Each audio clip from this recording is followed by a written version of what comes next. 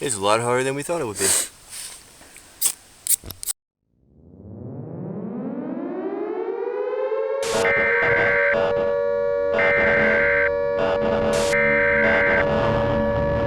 The following message is transmitted at the request of the United States.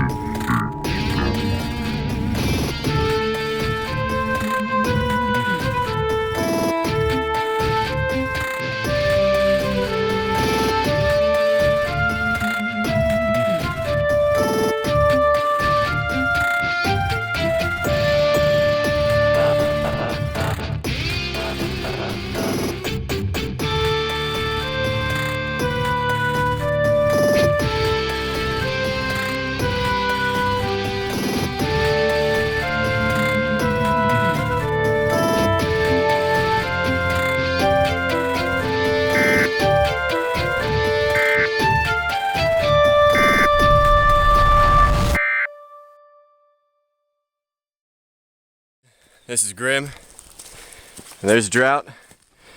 This is a Bug Out Boys expedition. Found ourselves a little bit of trail here. What we think it's going is going towards the Appalachian Trail. We're not positively sure, so bear with us as we make our way along. And maybe we'll learn something while we're on this. Let's find out. Bald eagle. Oh, Was it? no, it's a buzzard. No, it wasn't. Ah, it's a buzzard. Those are the buzzards that are actually already circling our soon-to-be possibly dead bodies. He's close as shit. Yeah, Not he's that pretty one. close. Yeah, No, they've no. they actually probably been. They've probably been. Hey, Tom, down below us. I give him 2 days.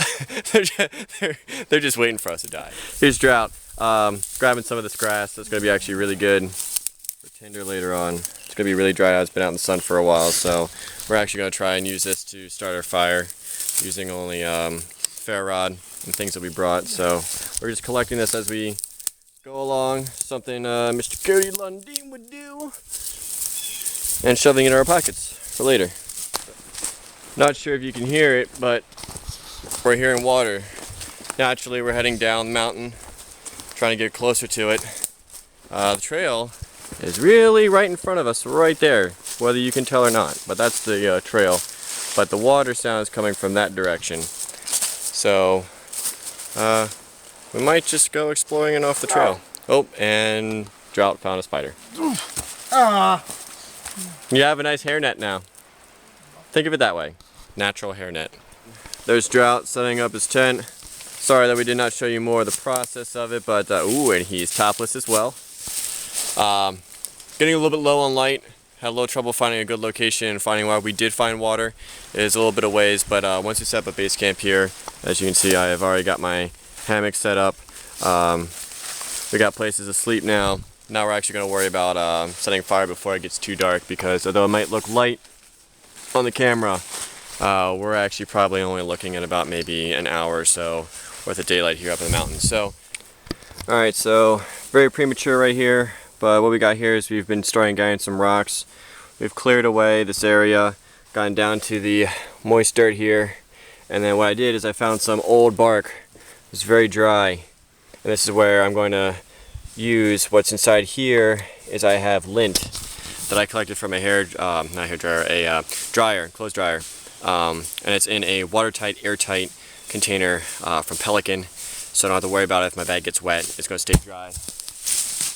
Drought is throwing rocks at me, and what we're going to do is that we're going to build the Tinder Bundle on top of that, and we also, here's the grass that we gathered from earlier, which is going to do great. Smaller twigs, bigger twigs, so we're going to set this up, but first we're going to grab a few more rocks so we keep this safe. Alright, so we got the lint in here with our tinder that we found, all very dry.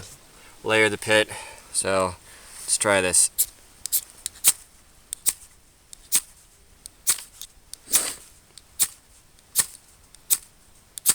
Well, it's hitting. Come on.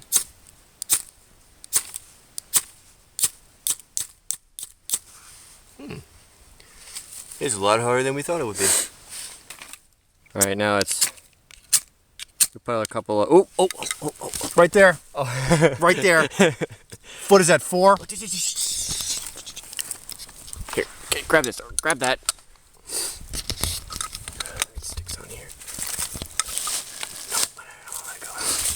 Little twigs. So as I slowly build up the fire in the episode, we wanted to impart some knowledge that we found out. As you saw, I was having a difficult time getting the dryer lint to take a spark from my ferro rod. And then we saw Drought, it took it right away. Well, what we did not show in between those cuts was that I'd actually taken the flint and fluffed it, made it more airy because it was very compacted and compressed inside those baggies and inside the case. Well, by fluffing it up, you're allowing the spark to get deeper into the lint, you're allowing more air to get into there, and it takes the spark quite as fast as you saw it take when Drought struck. So something to think about if you decide to use that method. It works very well and lint's free. Well, we got fire. Now we just have to baby it till we get somewhere. Good job, my friend. Drought with the fire making skills. So Drought has made a nice little clothes hanger right here to dry out his shirts and whatnot from the trip. Got our fire going, as you can see. Cookware out, but now we're trying out a survival tool. So The pocket chainsaw. Pocket chainsaw. Thank you. We're actually going to see if this one works here. Not a huge log.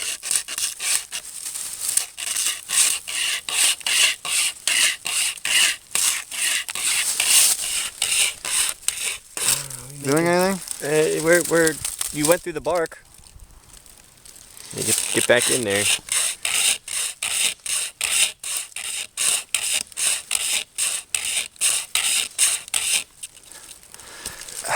Ow. Is it hot? This hurts my finger. Hurts your finger? Alright, so far, ladies and gentlemen, you see how long he's done it. And, I work at it enough, I guess. I mean, eventually. Yeah, got some sawdust, but, I don't know, I guess if your life truly depended on it, maybe, I still wouldn't trust it. If you had a day. Yeah. To get through one log. If you had a day, here, let's get our machetes and we'll see how fast we can clip through that real quick. Probably would be best to just saw your own hand off. If you need to saw your own leg off, that's. Saw your own leg off. Yeah.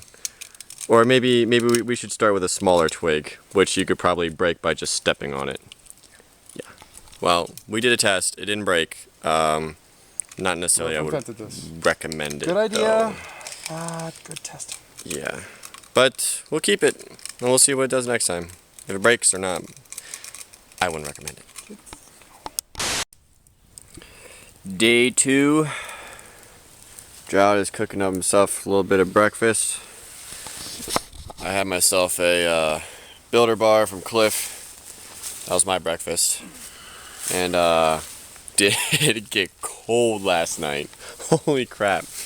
Yeah, that's what I slept in last night, just that, and as you can see, I'm wearing a hoodie, and yeah, it got really cold, so I'm going to actually try and shore up the hammock a little bit, probably put a tarp over, see if I can block a lot of the wind that came in last night, keep the heat from escaping. I have to go get some more water, so we're going to be on an adventure to get water eventually once we finally warm up and get some food in us. Someone had an accident last night. Yes, I had an accident. I was checking to see if the stone was stable, that had all the water that we were boiling on it, and it dumped. It was not, yes. Well, it wasn't stable, was it? It was not stable. And it dumped all over my foot. So I had boiling water all over my foot. Dried it out in the fire, but that was fun. So now we have to get more water, but that's why we find water. So if we have accidents, we can get more, and that's what we're gonna do. Alright, ladies and gentlemen, Grimm here. As you know, any type of water out in nature, you should probably filter it or boil it or use those iodine tablets. I have all three, but actually today I'm using the Sawyer Mini right there. Have it attached right now. Use the bag, squeeze it in, filled up the canteen pretty quickly actually, but there's a little left over in the bag, so I'm just gonna kind of keep it out like a squeeze bottle as we explore some more. You see there's Drought up there filling his canteens. It works great. I mean, you would think it would take a slow time, but it doesn't. It pours really quickly. So now I'm just taking in this beautiful area. Do some exploring now that we got some water. We got a base camp set up. We'll show you what we've done at base camp since last time, and we're gonna give it another whirl, see if it's cold tonight now with the new improvements. Getting up to a high vantage point like this is not only an opportunity to take in the beauty, which is very important in these trips, but to also get a better bearing and understanding of your surroundings. Up here you could map some things out as well as figure out where you need to go to get needed supplies. Well, there's water if we need it right over there. Yeah, let's go get it. Let's go get that water.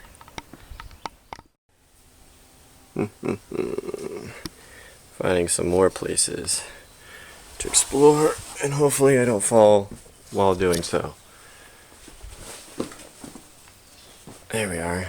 Now you can see it a little better.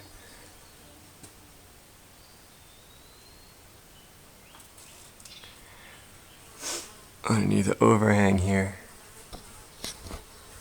Actually, if I can do this right, and I don't fall, I can do a selfie with a hole behind me. Oh, and that just keeps on going down. Got a special treat for you. We actually found a bird's nest, which we've seen or been told that it's actually a really good way to start a fire.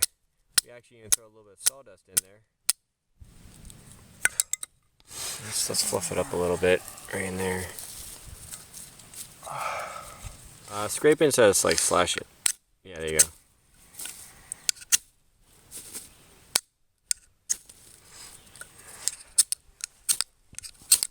Ooh, oh, you got it. Excellent. I don't know what the hell that is. That's paper. See? Well, ladies and gentlemen, proven that a bird's nest is actually a really good kindling starter. So we're gonna work on this fire, get going, get some smoke, get these bugs out of here. Awesome job. So you can see here, I've now put a tarp over the hammock area. Hopefully this will help with the wind situation I was dealing with.